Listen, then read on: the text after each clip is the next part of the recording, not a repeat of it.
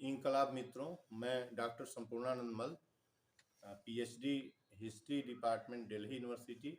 मुझे आप लोग पूर्वांचल गांधी के रूप में संबोधित करते हैं। मित्रों, आज जो है ये आज ही की तारीख में लाहौर जेल में भगत सिंह सुखदेव राजगुरु को फांसी की सजा दी गई थी और समय था 7:15 से 20 मिनट के बीच में। मित्रों, मैं आज इस अवसर पर आप पहले तो बलिदानियों को और भगत सिंह को तो मैं भारत कहता हूँ, भरत भगत सिंह को भारत में कहता हूँ। और मैं मानता हूँ कि 23 मार्च 1931 को भारत को फांसी पर लटकाया गया था और इससे ज्यादा मैं क्या कह सकता हूँ। भगत सिंह की विरासत को टांगा गया था, अंग्रेजों ने फांसी पर टांगा था।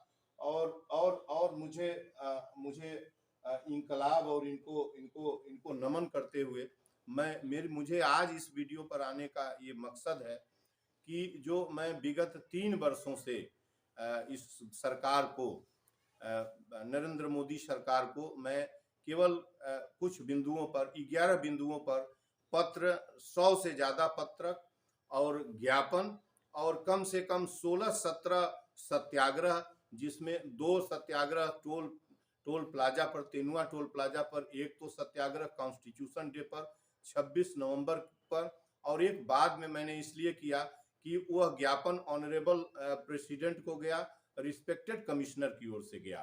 तो मैं इनफेक्ट उस दिन तोड़ने नहीं गया था इनका जो आर्बिट्रेरी ऑर्डर है टोल निजी गाड़ियों पर टोल वसूलने की, उसको मैं तोड़ने नहीं गया था। मैं एक मैसेज दे रहा था कि आप अपना ये आर्बिट्रेरी ऑर्डर तोड़ लीजिए। तो मित्रों, कहने का मतलब यह है कि मैं 11 बिंदुओं पर सरकार को मैंने यहाँ तक किया कि पटना के गांधी मैदान से 9 फरवरी को, लास्ट ईयर में, 9 इस साल नहीं, पिछले 9 फरवरी को मैंने वहाँ के जो कमिश्नर रैंक के अफसर हैं एनएक्सी के, वो ज्ञापन लिए, कमिश्नर को देना था और ऑनरेबल प्रेसिडेंट को मैं दिया।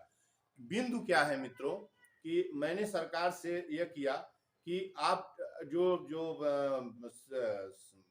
जीएसटी है, जो गुड्स एंड सर्विसेज टैक्स है, सामान और सेवा कर है, हिंदी में कहा जाता है, उसके तहत इस देश की वित्त मंत्री ऑनरेबल मिनिस्टर ने क्या किया कि जीएसटी की बैठक में चंडीगढ़ में अगस्त 22 में उन्होंने पेट पर टैक्स लगा दिया। पेट पर टैक्स, प्राण पर टैक्स, जीवन पर टैक्स, आटा, चावल, दाल, तेल, चीनी और जो है, और इसके बाद जो है आटा, चावल, गेहूं, दाल, तेल, चीनी और दवा, इस पर उन्होंने बहुत सारे सामानों पर लगाया। दूध उत्पाद पर लगा दिया, दूध पर लगा दिया, सब पर लगा दिया उन्होंने टैक्स।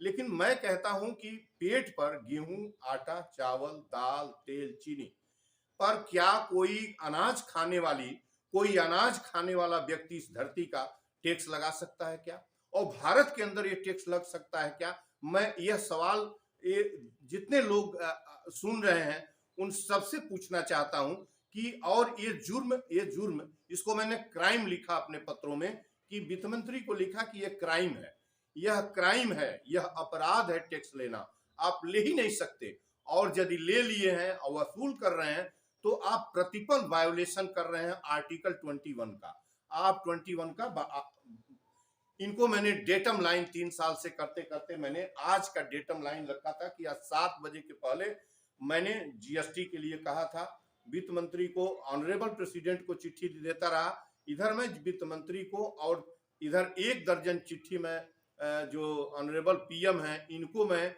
दे रहा हूं कि आप अपना आर्बिट्रेरी ऑर्डर वापस कर लीजिए। अभी 22 फरवरी को मैडम यहाँ आई थी, मैडम ऑनरेबल वित्त मंत्री, फाइनेंस मिनिस्टर और डिप्टी मिनिस्टर भी आए थे जो यहीं के हैं। उनको जिला के अधिकारी की ओर से ज्ञापन सौंपा गया, मैंने ज्ञापन दिया, उसका भी कोई नोटिस नहीं लेते। ये लगता है कि ये हुकूमत इनके जेब की हुकूमत है, ये हमारी डेमोक्रेसी है। इस डेमोक्रेसी पर मेरा उतना ही अधिकार है जितना इनका है। ये डेमोक्रेसी 142 करोड़ लोगों की है। मुझसे बिना पूछे मेरे पेट पर कर किसने लगाया, ये मेरा पूछना अधिकार है। और मैंने कहा कि आज की तिथि में ये कर वापस ले लीजिए, खाने पीने का कर। फिर मैंने दूसरा टोल मिनिस्टर को, अरे रोड मिनिस्टर से कहा कि आप हमारी निजी गाड़ी पर टोल टैक्स क्यों लेते हैं, और निजी गाड़ी पर टोल टैक्स लेंगे तो कहीं भी स्वतंत्रता पूर्वक आने जाने का मेरा अधिकार कैसे बचेगा, महफूज कैसे बचेगा, आर्टिकल 19D कैसे सेव रहेगा।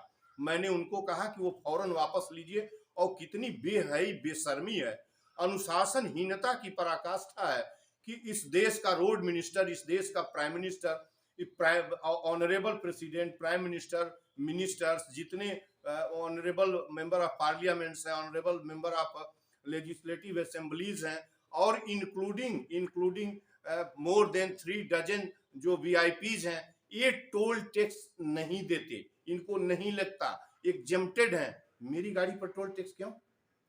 किससे पूछूं कि मेरी गाड़ी पर टोल टैक्स क्यों? और ये वायोलेशन नहीं है इक्विलिटी का, राइट टू इक्विलिटी का वायोलेशन नहीं है तो फिर क्या है? मैं आप सबसे ये सवाल करना चाहता हूं। और ये कैसे बेहया लोग हैं क्या? ये किस तरह से बेशर्म लोग हैं क्या कि इनकी गाड़ी पर 5 लाख 4 लाख जहाज से उड़ने की व्यवस्था, सारे खजाने में डूबे हुए हैं, 5-5 लाख वेतन पाने वाले लोगों को टोल टैक्स नहीं लगता, और हमारी गाड़ी पर बड़े मुश्किल से, मैं बता दूं कि 80% गाड़ियां 4 व्हीलर जो रोड पर हैं बिलो 10 lakhs हैं, जो 10 लाख से कम की हैं, उसमें से भी 80% लोगों की गाड़ियां लोन पर, कर्ज पर, उधार पर लेकर खरीदी गई हैं। बड़े मुश्किल से उसने एक गाड़ी किसी तरह खरीदा, 50% से अधिक जो है उसने एक्साइज ड्यूटी दिया, उत्पाद सर उसमें रहता है। उसके बाद उसने 1 टाइम रजिस्ट्रेशन कराया, रोड टैक्स दिया।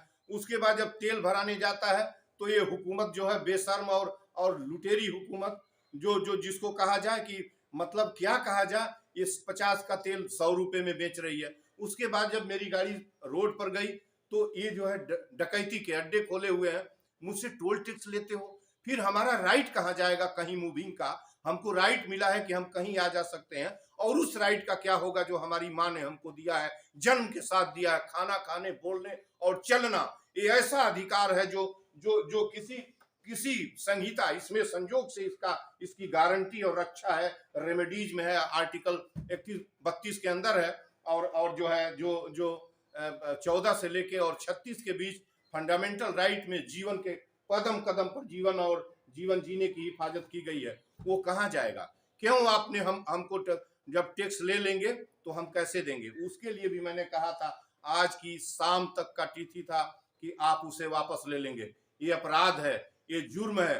आप यदि टोल टैक्स इमीडिएट नहीं वापस ले लेते तो आप एक काम करें कि दोनों तरफ से बाया एंड फ्रो प्रत्येक टोल पर दोनों तरफ आप एक फ्री लेन कर दें, ताकि जिनके जेब में पैसा ना हो, जिनके पास पैसा ना हो, मुझे कभी जाना होता है, हमको टोल दूसरे से पैसा लेके लखनऊ आना जाना 800 रुपए टोल, हम क्यों 800 रुपए टोल दें? हम क्यों इन डकैतों को टैक्स देने जाएं? क्या हम टैक्स देने के लिए पैदा हुए हैं? और ये लगा कैसे सकते? मुझसे वोट मांगे हैं, मुझसे सेवा करने का वोट मांगे हैं। क्या टैक्सेशन सेवा है कि सजा है? पहले वो पनिशमेंट है कि क्या है? वो बेहतरीन एक्सप्लॉयटेशन है, एक तरीका है एक्सप्लॉयटेशन का, और आज से नहीं, पुराने जमाने से है। इसके बाद मैंने कहा कि डीजल, पेट्रोल, CNG 50 रुपए कर दीजिए। गनीमत, आप समय से आप जल्दी करिए 50 रुपए। आप जब 100 रुपए डीजल बेचेंगे तो प्रोडक्शन कास्ट कितना बढ़ जाएगा। सारी खेती एग्रीकल्चर डीजल से हो रही है, और सारे माल की ढुलाई ट्रकों से हो रही है।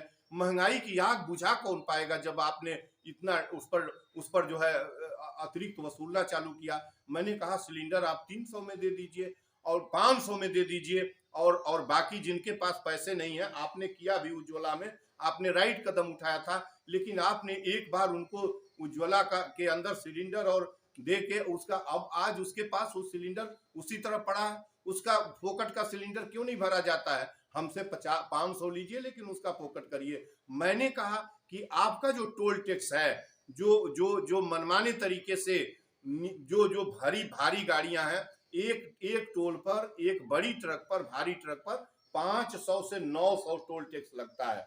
एक गाड़ी जो असम से लेकर और इधर अमृतसर की तरफ निकलती है, वो 50 से 70 हजार रुपए टोल टैक्स देता है। ये क्या बेशर्मी मचा रखा है। और जब इतना टोल टैक्स दे देगा तो कास्ट कहाँ जाएगा, वो टोल कहाँ जाएगा? न वो गाड़ी मालिक देता है, न वो माल भेजने और मंगाने वाला देता है। वो सारा बर्डन, टैक्स का सारा बर्डन वो जाता है किस पर? सामान के, कमोडिटी के कास्ट पर जाता है। और कमोडिटी का कास्ट कौन पे करता है? वह जो है 142 करोड़ गुरहु प्रसाद से लेके अमीर दोनों समान रूप से पे करते हैं। ये क्या जंगल राज इस हिंदुस्तान के में कर दिया। उसके बाद मेरी एक एक लाइन की मांग थी। मैंने कहा था कि जिसकी एज, किसान और मजदूर की एज 55 साल हो जाए, 60 साल हो जाए, उसे 3,000 रुपए प्रति माह का पेंशन दो, ताकि वो जीवन बुढ़ापे में, वो 40 वर्ष में ही उसकी उम्र खत्म हो जाती है।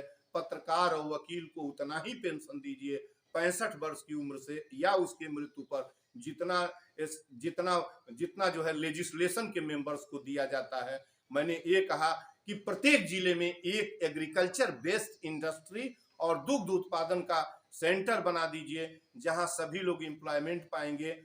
हमको जो है गरीबी मिटेगी और सामान बेच के हम अमीर बनेंगे। और प्रत्येक जिले में एक विश्वविद्यालय हेल्थ, एक साइंस का, जिसमें हेल्थ का भी हो और एक जो है सोशल साइंस के विषयों का, प्रत्येक जिले में विश्वविद्यालय। हमने तो नहीं मांगा कि हमारी दरवाजे पर 4 लेन दे दीजिए, हमने नहीं मांगा इंटरनेशनल एयरपोर्ट दीजिए, हमने नहीं मांगा कि हमें जो है वंदे भारत दे दीजिए। हम इस तरीके से हमने नहीं मांगा कि प्रत्येक 1 किलोमीटर पर मेगा सिटीज में और बड़े शहरों में जो है और शराब की मदिरालय दीजिए मेगा, हमने तो नहीं मांगा। लेकिन आज मैं उन चीजों को छोड़ के मैं 4 चीज गवर्नमेंट से कहता हूं। जो जुर्म है कि आप खाने पर जीएसटी खत्म कर दीजिए, और जो है हमारी निजी गाड़ियों पर टोल टैक्स आज आपको खत्म करना पड़ेगा, या बाया एंड फ्रो दोनों तरफ से लेन खाली करिए। और जो है डीजल 50 रुपए कर दीजिए, डीजल पेट्रोल जो भी है। और इसके बाद जो है सिलेंडर आप जो है 500 में कर दीजिए। मैं आज का डेटम लाइन में खींच रहा था, शिक्षा, चिकित्सा और जन संचार एक समान फ्री करिए। 5 पैसे नहीं है, 80 करोड़ लोगों के पास, लोगों की दुनिया 5 किलो अनाज में जीता है, मरता है। वह 22 करोड़ कुपोषित हैं, 1 रुपए नहीं। उसका बेटा कहाँ पढ़ेगा? उसका लड़का किस जगह पढ़ेगा? वो कैसे कहीं जाएगा आएगा? कैसे दवा लेगा? टैबलेट के बिना मर रहा है। आप जो है क्या क्या कर रहे हैं, कौन सा काम कर रहे हैं? मैंने कहा कि आप इसको खत्म कर दीजिए या सत्ता छोड़ देना। कितना सरल काम है। सत्ता किसके लिए लेके बैठे हैं?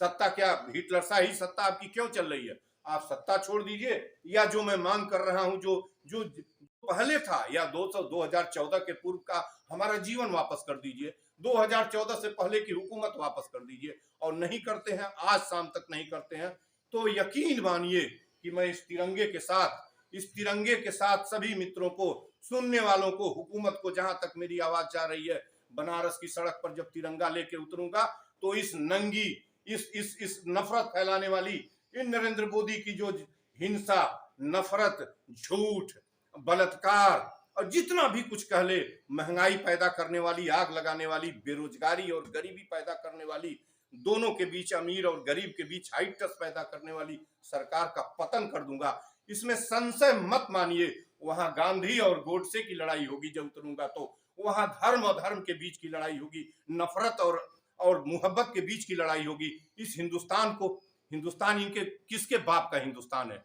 हिंदुस्तान उन क्रांतिकारियों, महान क्रांतिकारियों का है जिन्होंने अंग्रेजी गुलामी से छीना था। भगत सिंह, सुखदेव, राजगुरु, बिस्मिल, अशफाक, रोशन, राजेंद्र लाहिड़ी जैसे, गांधी जैसे महापुरुष का ये मुल्क है। आप इस मुल्क में नफरत फैलाकर वोट की राजनीति के लिए हिंदुस्तान को चरने की कोशिश कर रहे हैं। मित्रों को और सुनने वालों को बताना चाहता हूं कि ये जो हुकूमत है नरेंद्र मोदी की, क्यों नहीं मनुष्य बनकर रहना चाहती है? इसी हुकूमत को, इसी नरेंद्र मोदी की हुकूमत को मैंने 2014 में शहर से जाएं, अपने पुलिस प्रशासन से पूछे, पूरे प्रशासन से पूछे, जब इनके साथ कोई नहीं था, जब ये आए थे कि हम रिप्लेस करके कांग्रेस को आएंगे, मैंने इनके लिए वेलकम किया था। चाय पर चर्चा का कार्यक्रम मेरे जिम्मे सौंपा गया था। ये गुजरात के पत्रकार महोदय ने सौंपा था। 6,000 रुपया मेरा लगा था।